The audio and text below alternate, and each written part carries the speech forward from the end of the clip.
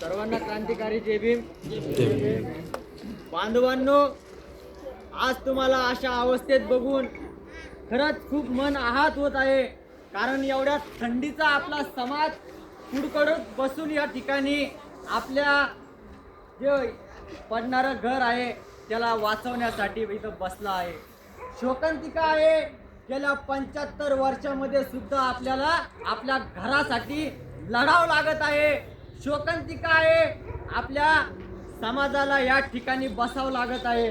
कारण याचा अर्थ एकच आहे, आपल्या बाबासाहेबांनी जे 4 पोटाचे गोळे गमवून आपल्याला मतदानाचा अधिकार दिलाय, तो अधिकार आपण चांगल्या ठिकाणी बजवत नाही.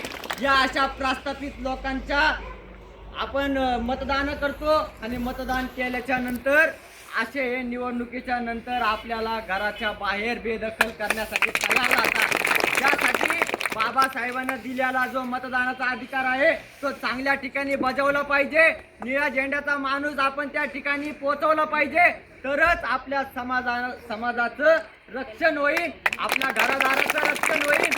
आणि आपले जे संघर्ष नायक दीपक भाई केदार या ठिकाणी तुमच्या अडचणीत धावून आलेले आहे, त्या ठिकाणी दुसरं कोणी धावून आलेलं दिसतंय का तुम्हाला? तर तुम्ही लक्षात ठेवा, येणाऱ्या काळामध्ये दीपक भाऊ तुमच्यासाठी मोठ्या याने उभा राहणार आहे. त्यांना तुमची साथ हवी आहे. जोपर्यंत तुम्ही या ठिकाणी साथ त्यांना देणार नाही तोपर्यंत दीपक भाऊ तुमच्यासाठी लढू शकणार नाही.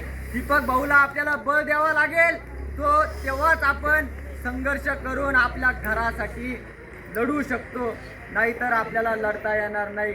सांगा मला, दीपक भाऊला तुम्ही संघर्ष करण्यासाठी बळ द्यासान का? भाऊ सोबत उभा राहसान का?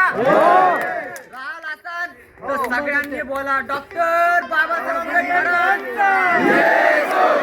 जोर से बोलो, लढा जिंकलोच पाहिजे.